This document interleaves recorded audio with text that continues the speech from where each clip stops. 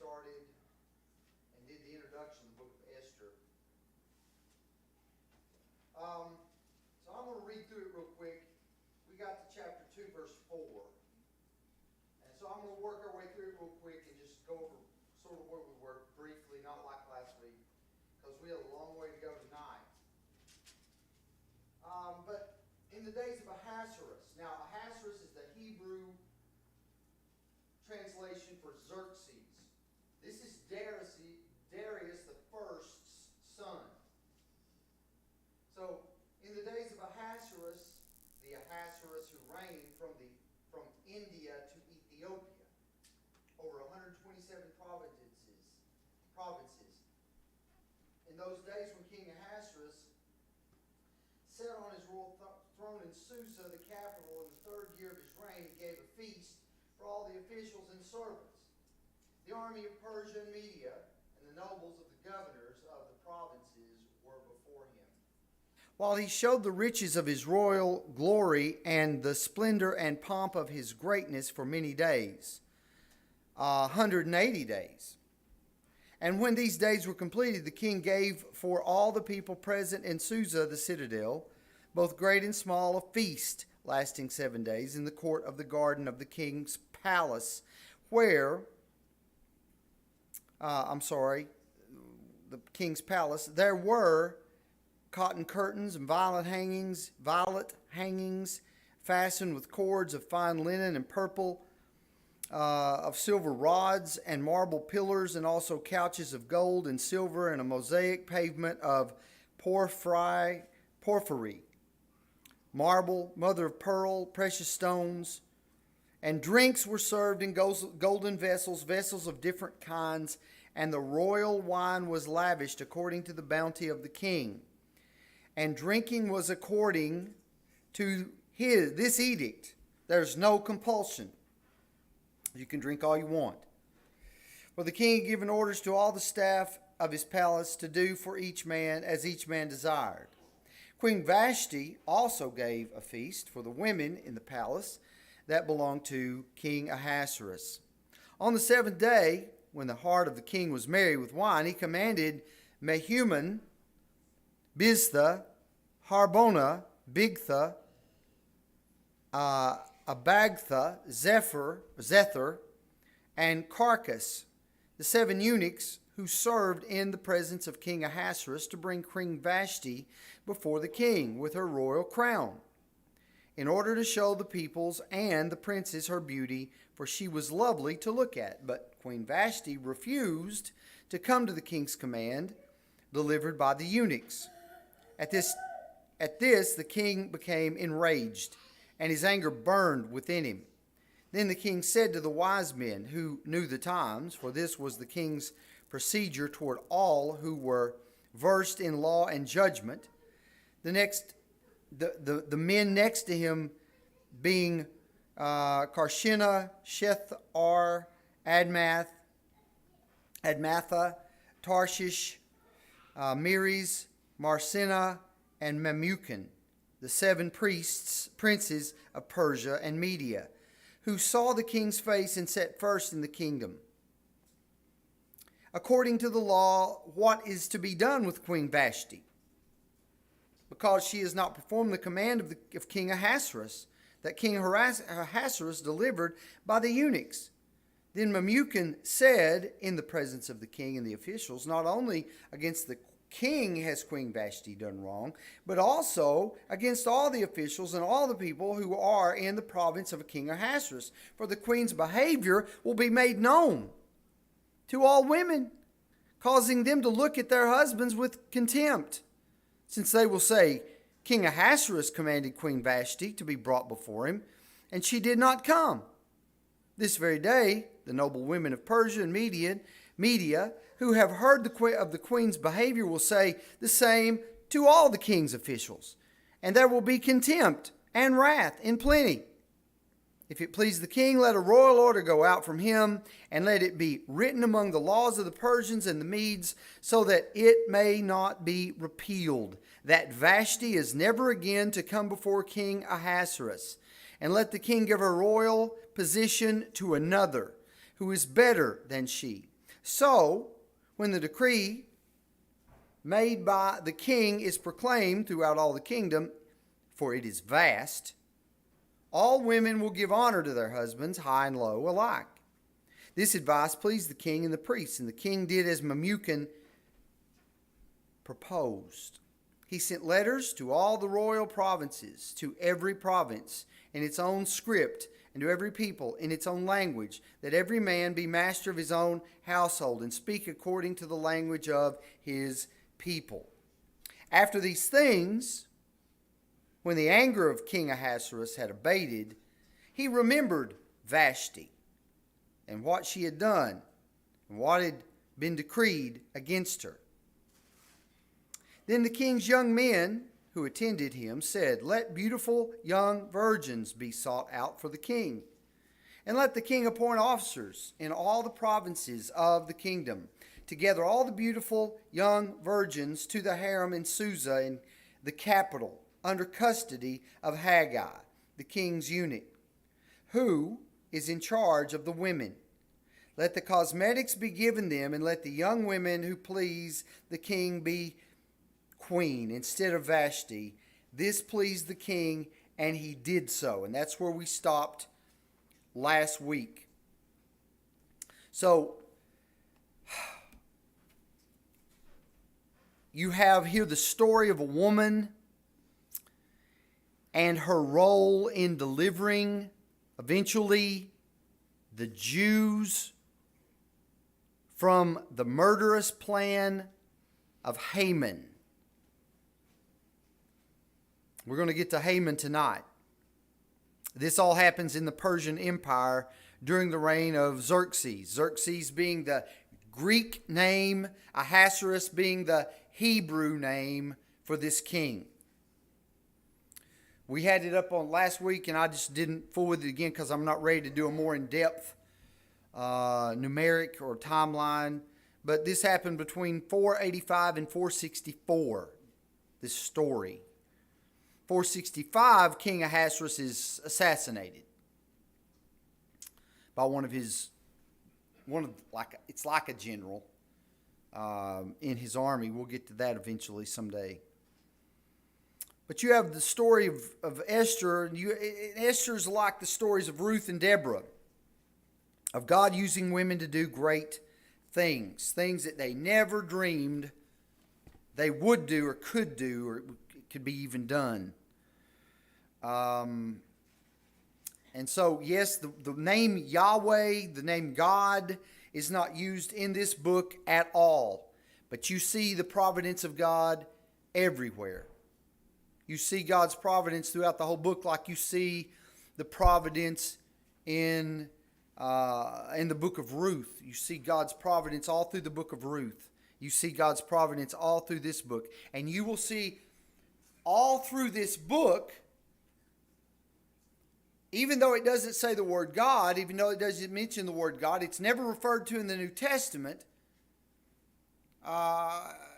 You see elements, you see footprints because of the past and why they're here, and we'll see some of that a little bit tonight.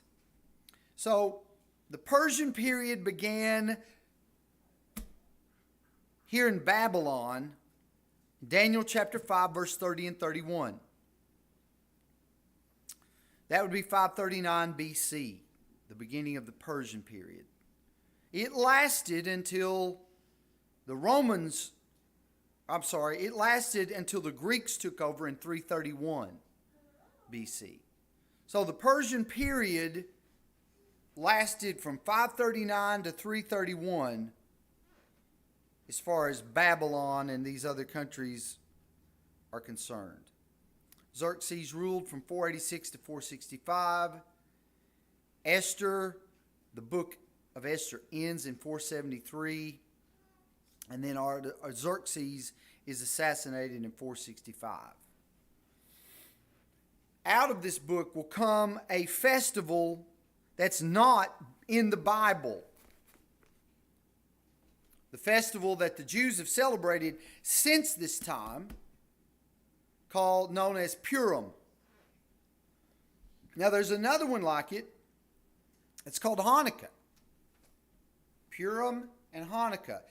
Both of these celebrations that the Jews celebrate today, big time today still, have everything to do with celebrating the nation's survival. The Romans with Hanukkah and the Persians here with Purim. So maybe someday we will talk more about that. So I need to take off so I can get to chapter 3.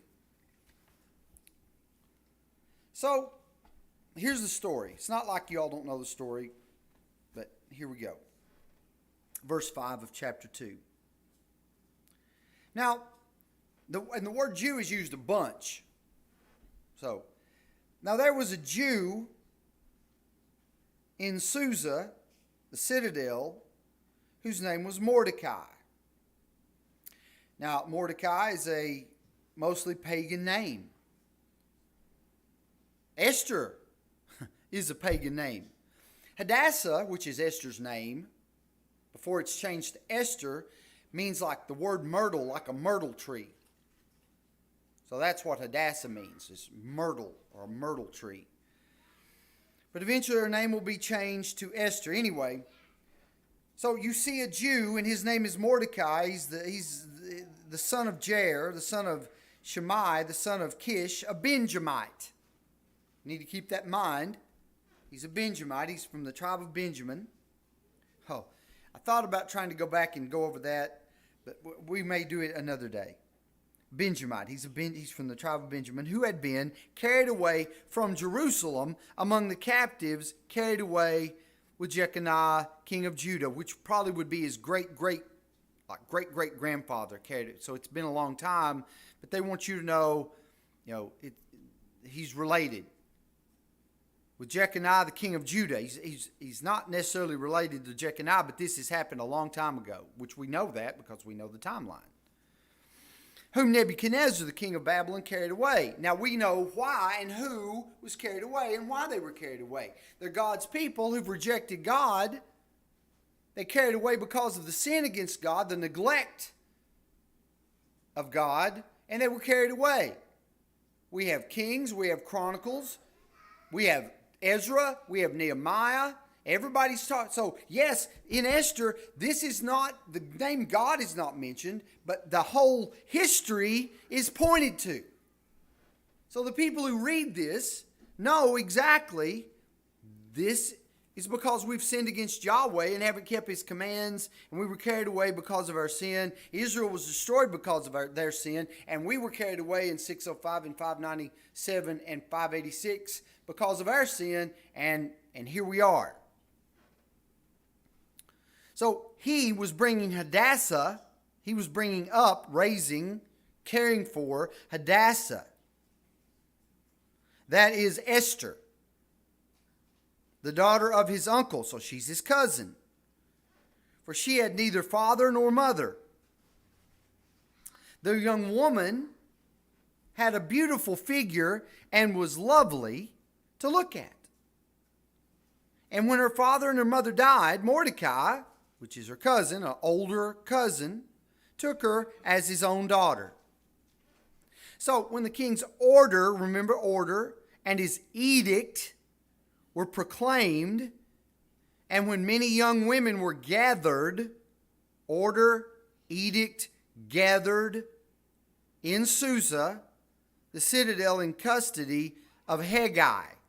Josephus talks about this along with Haggai in his history book.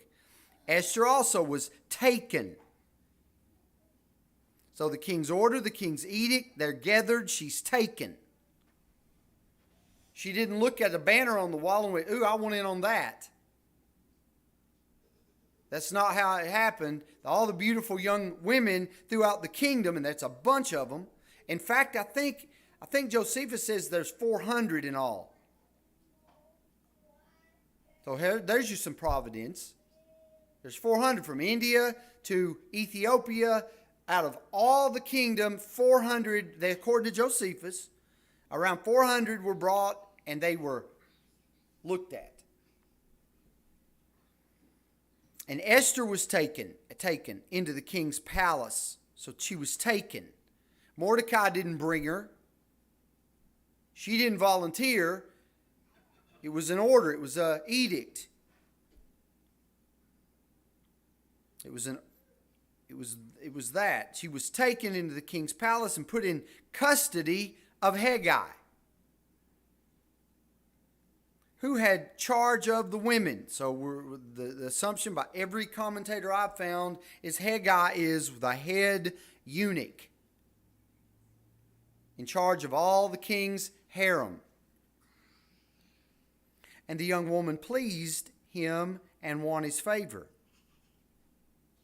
And he quickly provided her with her cosmetics and her portion of food, and with 7 chosen young women from the king's palace. So Hegai liked Esther, and he provided her with her cosmetics, her food. She had 7 women that waited on her in the king's palace and advanced her and her young women to the best palace or place in the harem. Esther had not made known her people or kindred, for Mordecai had commanded her not to make it known. So she didn't come in. I don't know if they filled out a form and she just didn't check the box, but she did not make it known that she was Jewish. Now, just because we're here, the Jews have lived in Babylon, now Persia, for a long time. Depends on when you showed up. 605, 597, or 586.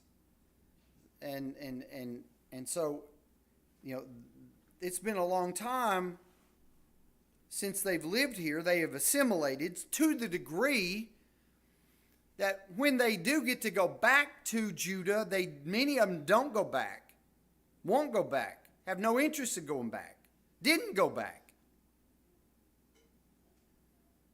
And so here in the middle of this,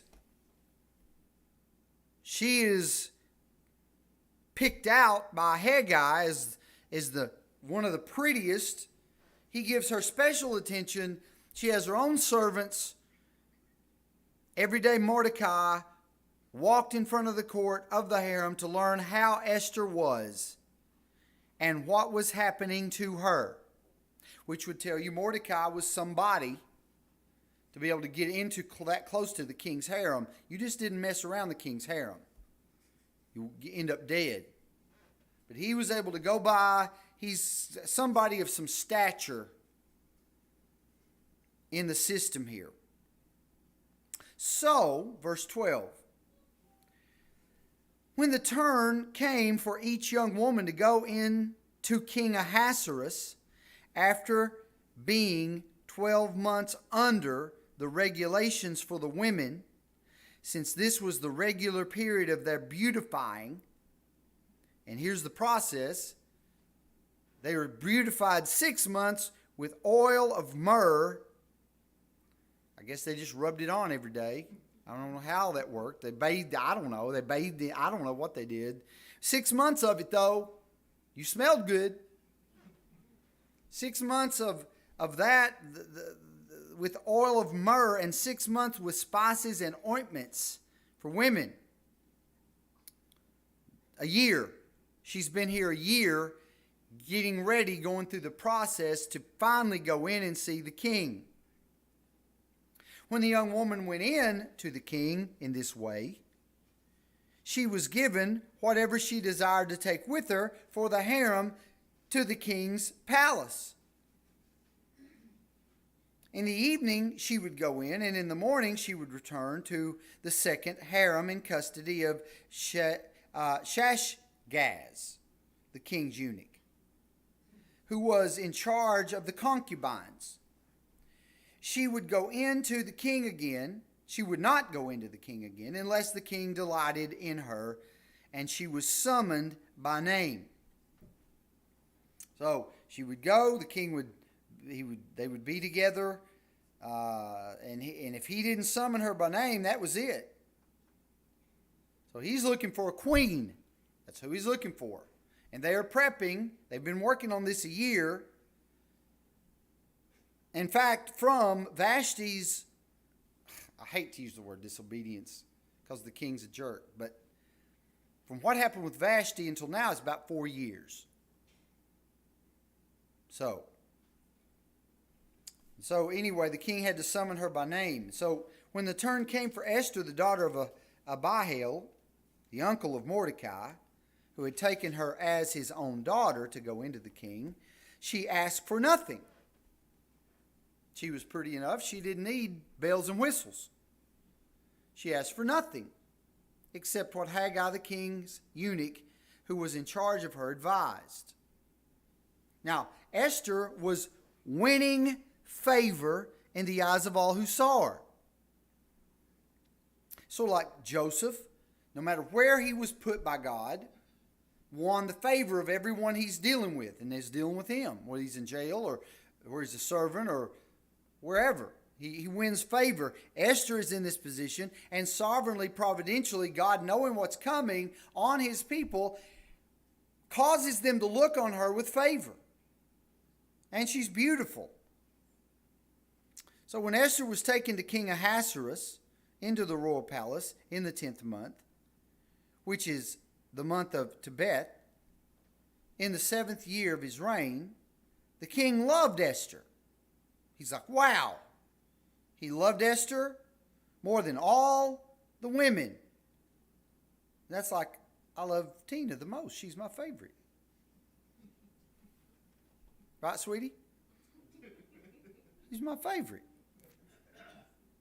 The king loved Esther more than all the women, and she won grace and favor in his sight more than all the virgins, so that he set the royal crown on her head. Didn't take all day. I mean, he looks her over, gets to know her, and it's like, what? Yeah, you the one. And so she gets the crown, and all this is over now. All these other ones can go home. I guess, I don't know if it's horrible to call this a beauty contest. I don't know what you call it. A queen contest. The queen contest is over, and everybody else goes home except for the other women that are there that are a part of the harem. And so he made her queen instead of Vashti. And then, to show her off, the king gave a great feast for all the officials and servants. It was Esther's feast. And he granted a remission of taxes to the provinces and gave gifts with royal generosity. They celebrated. He cut taxes, letting everybody know that there's a new queen, and he's so happy with her. This is royal generosity. You see that? Royal generosity. So, while this is going on, Mordecai, who's slinking around the halls of the palace in Susa, watching and knowing and doing whatever his job is, while this is happening, and the king is happy, and he's got his new queen. Verse 19, when the virgins were gathered together the second time, Mordecai was sitting at the king's gate. Esther had not made known her kindred or her people as Mordecai had commanded her, for Esther obeyed Mordecai just as when she was brought up by him. In those days, as Mordecai was sitting at the king's gate, Bigthan and Teresh, two of the king's eunuchs, who guarded the threshold, became angry. Now, I ain't sure why. And sought to lay hands on King Ahasuerus. So, two of his security guards, when you have two security guards that are angry with you and they are right next to you and they have swords on, they can kill you whenever they want to, become angry with you, you've got a problem. Mordecai finds out about it. Hey, two of the king's security guards are plotting against the king. This came to the knowledge of Mordecai, and he told it to Queen Esther. And Esther told the king in the name of Mordecai. So an investigation is begun. When the affair was investigated and found to be so, the men were both hanged on the gallows. And it was recorded in the book of the Chronicles in the presence of the king. Now, if you're keeping up with different providences here, here's you another one. Here's another providence. Here's a providence of God that Mordecai was in a position that he could even hear this. Mordecai somehow heard this. Mordecai opened an investigation in the king's palace. They found that it was true that these two guys had planned on assassinating the king, and they hanged them both. Now, the mystery that nobody can really understand is why wasn't Mordecai rewarded big time here? You're going to see Mordecai rewarded later. This is going to be brought up again. This will be brought back to life, but why not now? I don't know the answer, and I don't know anybody else that does. Don't know the answer. I'm sure he got something. It turned out because he got the credit for it, but later he's going to really get something. It was recorded in the book of the Chronicles in the presence of the king. So that's where we are so far. The players, Ahasuerus. You've got some people that are over the harem in various ways. Haggai being one of them. Haggai, not Haggai, like their minor prophet. You've got Ahasuerus, you've got Vashti, you've got now Esther, you've got Mordecai, and Haggai. And so when we get to chapter 3, we get a new player. And I'm going to spend the rest of the night talking about him. His name is Haman. So for us to begin to understand Haman, I want you to take your Bibles, and we're going to take a little trip. Just leave Esther. Well, let me read chapter 3. After these things, King Ahasuerus promoted Haman, the Agagite, the son of Hammedatha, and advanced him and set his throne above all the officials who were with him. Okay, that's all I'm going to read right now. Haman the Agagite. All right? Haman the Agagite. Now, this guy is an Amalekite.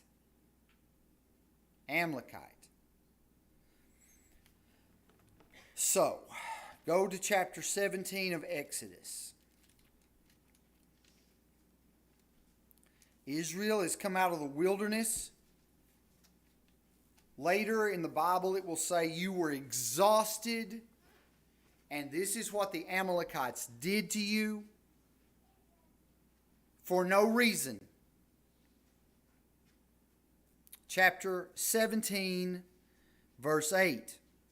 They have just received water from the rock. They are in the wilderness. They're headed to the promised land. They're leaving. They're coming out of Egypt. They've gone through all this, and in the middle of their journey. Now, look, I've just backed you up 1,000 years. All right. We get to Samuel, it's going to be about 550. So I've backed you up 1,000 years right there. Here we are. Then Amalek came and fought with Israel at Rephidim. So Moses said to Joshua, "Choose us men and go out and fight with Amalek." Tomorrow I will stand on the top of the hill with the staff of God in my hand. Now, the staff of God is not some supernatural piece of wood. But I'll tell you what it does. It represents everything that's been done so far through Moses before Pharaoh, before the Israelites. They've seen him with his staff. It turns into a snake. He holds it over the Red Sea and the waters part. It represents God with them. And so, tomorrow I will stand on top of the hill with the staff of God in my hand. So Joshua did as Moses told him and fought with Amalek, while Moses, Aaron, and Hur went up to the top of the hill. Whenever Moses held his hands up, held up his hand, Israel prevailed. And whenever he lowered his hand, Amalek prevailed. But Moses' hands grew weary. So they took a stone and put it under him, and he sat on it, while Aaron and Hur held up his hands, one on one side and the other on the other side, so his hands were steady until the going down of the sun. And Joshua overwhelmed Amalek and his people with the sword. Now, verse 14.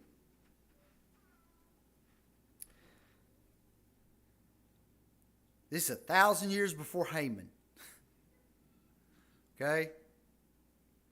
The Lord said to Moses, "Write this as a memorial in a book and recite it in the ears of Joshua, that I will utterly blot out the memory of Amalek from under heaven." That's the plan. I'm going to utterly block out Amalek from under heaven. And Moses built an altar and called the name of it, "The Lord is my banner," saying, "A hand upon the throne of the Lord. The Lord will have war with Amalek from generation to generation." 41 years later, Deuteronomy chapter 25.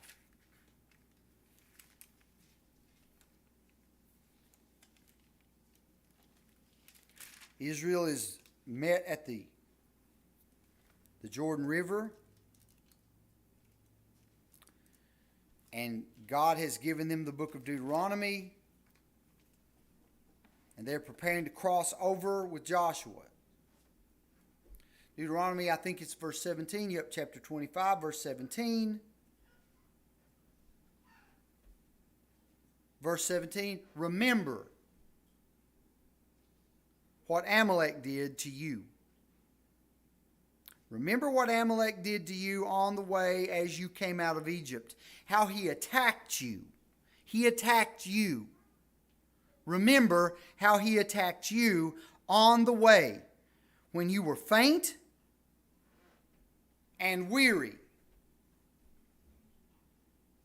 He took advantage. He attacked you while you were faint and weary and cut off your tail.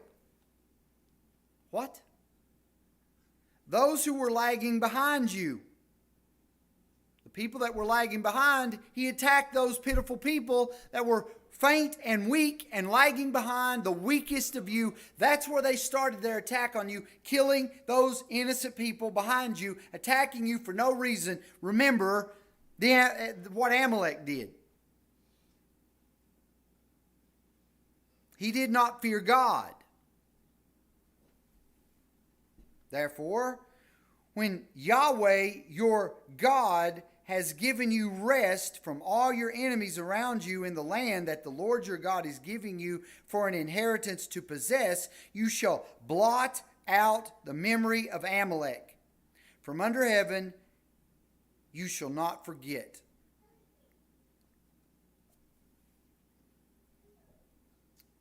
Unfortunately, That didn't happen.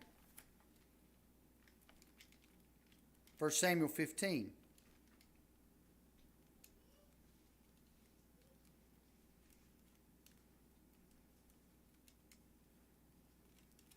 First Samuel 15.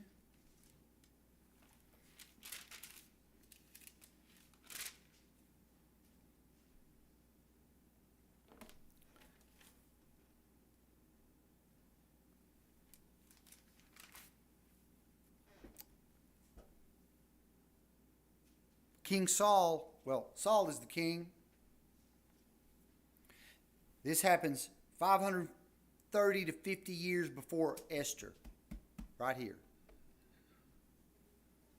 Samuel said to Saul, "The Lord sent me to anoint you king over his people Israel. Now therefore hasten to the words of the Lord. Thus says the Lord of hosts, I have noted,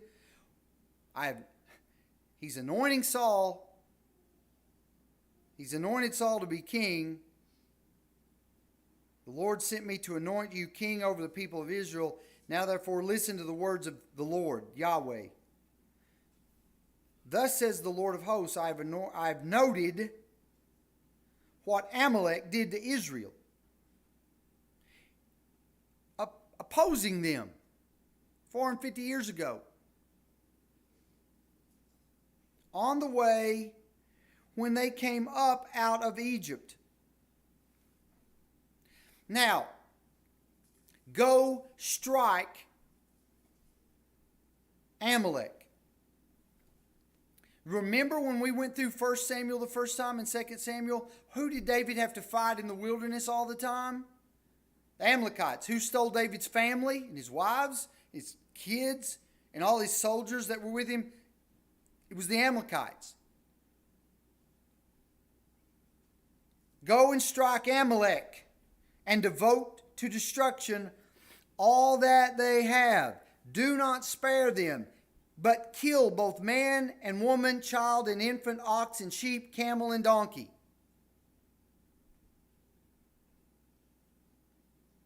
I mean, that's pretty crystal clear.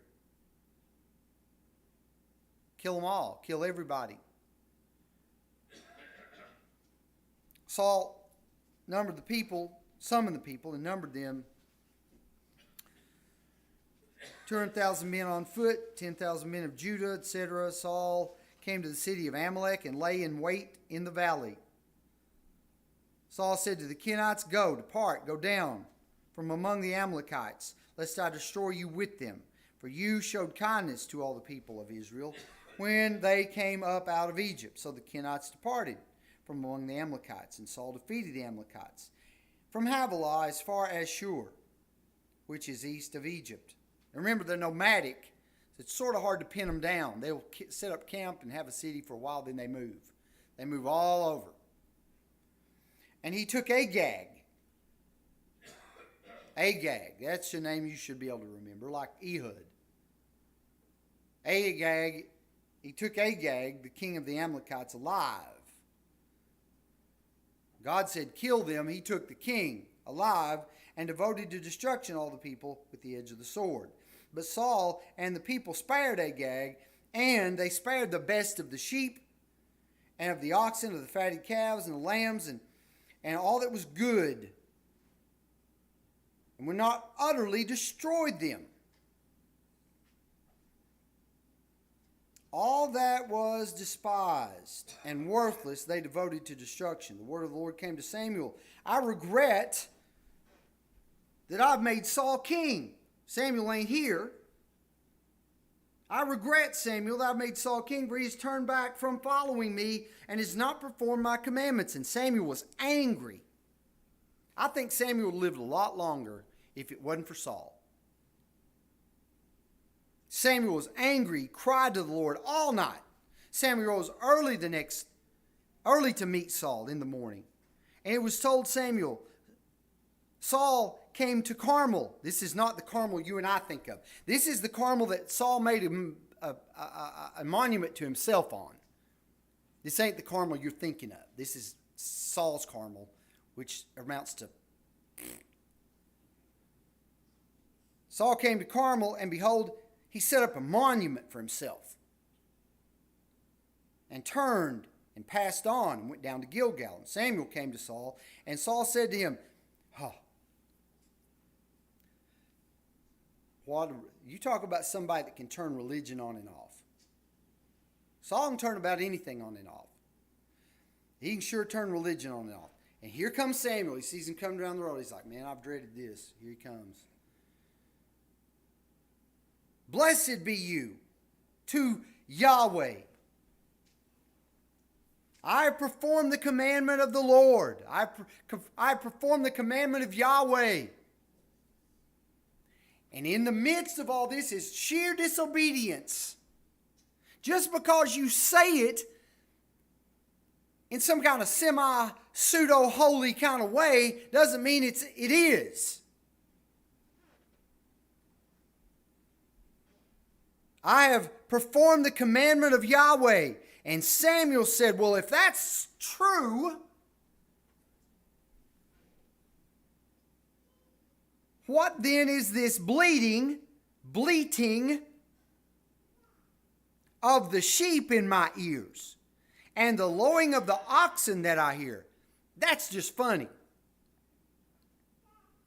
So here Samuel says to Saul, well, then why do I hear sheep and cattle bleating and mooing when they're all supposed to be dead? How is that possible if you've done this service to the Lord and it's been crystal clear, God says this is what I want you to do, and you haven't done it? Saul said, boy, here's you some religion. They have brought them from the Amalekites. For the people spared the best of the sheep and oxen to sacrifice to Yahweh our Elohim. Yeah. Those are good sheep, good goats. Why kill them? Let's round them up. Let's herd them back. We'll keep them. And here he makes this up on the spot. We brought all these goats and all these, we're going to sacrifice to God. We're going to have a big revival when we get back. We're going to have sacrifices. The rest we have devoted to destruction. But not this, but the rest we've devoted to destruction. But we've kept back some things, some stuff. And Samuel said to Saul, stop! Exclamation point. In the Hebrew, it's emphatic. Stop. Shut up. I don't want to hear nothing else you've got to say. That's enough. Stop. I will tell you what Yahweh said to me this night. Let me tell you something. And he said to him, speak. And Samuel said, though you are little in your own eyes, though you are little in your own eyes and are not the head of the tribes of Israel. Though you are little in your own eyes, are you not the head of the tribes of Israel? The Lord anointed you king over Israel. And some translations say, you were little in your own eyes here. Though you are little in your own eyes. Are you not the head of the tribes of Israel? The Lord anointed you king over Israel. And the Lord sent you on a mission and said, go devote to destruction the sinners, the Amalekites, and fight against them until they are consumed. Why then did you not obey the voice of Yahweh? Why did you pounce on the spoil and do what was evil in the sight of Yahweh? And Saul said to Samuel, I have obeyed the voice of Yahweh. I have gone on the mission on which Yahweh sent me. I have brought Agag, the king of the Amalekites, and I have devoted the Amalekites to destruction, but the people took of the spoil. He always passes the buck. The people took of the spoil, sheep, oxen. Notice, nobody's talked about money yet. They took gold, they took clothes, they took silver, they took spoil, and the sheep, and the oxen, and the king, and the best of the things. The more he talks, the more stuff they've got.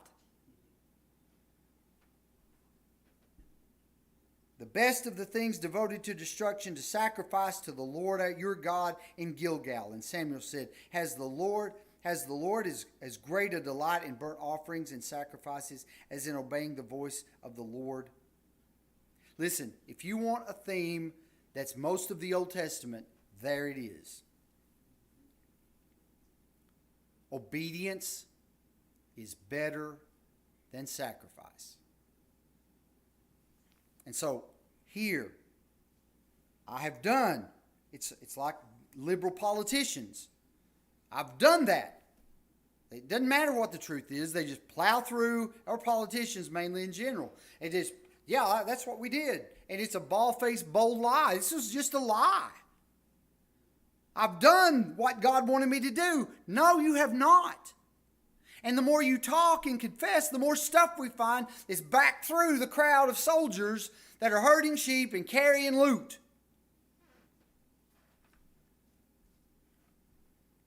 Behold, to obey is better than sacrifice, and to listen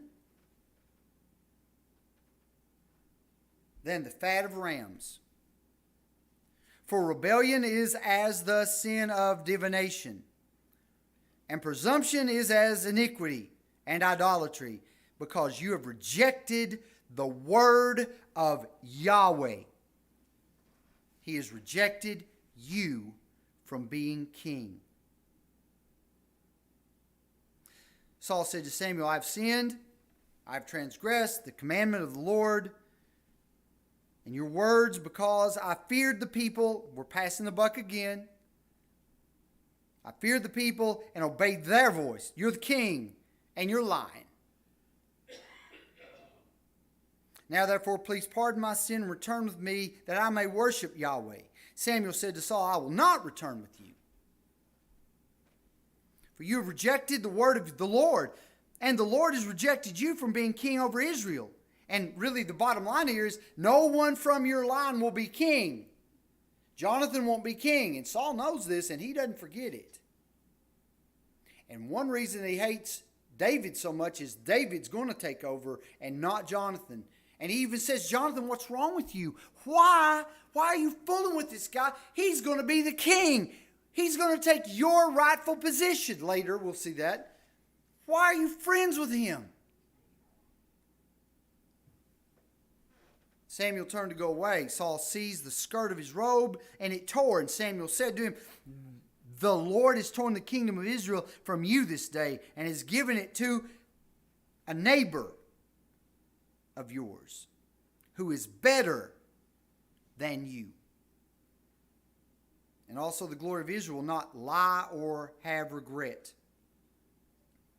For he is not a man that he should have regret.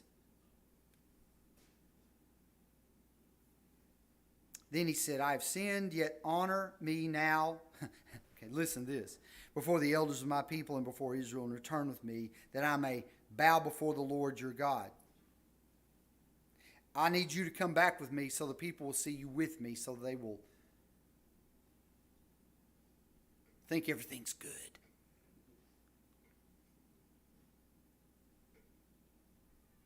So Samuel turned back after Saul, and Saul bowed before the Lord.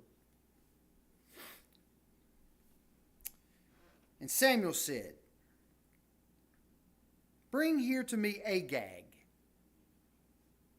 the king of the Amalekites. And Agag came to him cheerfully. Agag said, surely the bitterness of death is past. And Samuel said, as your sword has made women childless, so shall your mother be childless among women.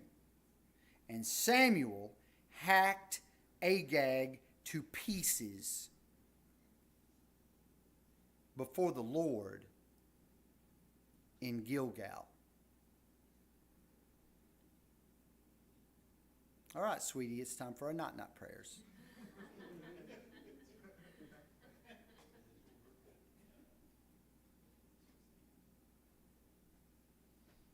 And Samuel went to Ramah. Saul went up to his house in Gibeah of Saul. And Samuel did not see Saul again until the day of his death. So he never saw him again. And Samuel grieved over Saul. And the Lord regretted that he had made Saul king over Israel.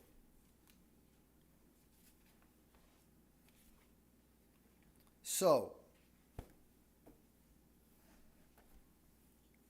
with that in mind, we'll start chapter 3 next week. Haman is this. Mordecai is from the tribe of Benjamin. And wasn't Saul also from the tribe of Benjamin? Saul is from the tribe of Benjamin. And here you've got the Amalekites. And because of his failure with the Amalekites, the kingdom is ripped from him. Amalekites, Benjamin. Now we go 550 years, Amalekite, Benjamin. No wonder Mordecai won't bow to Haman. He's an Amalekite. We'll get to that next week. Don't tell me God ain't in here. He's everywhere. So, comments, questions?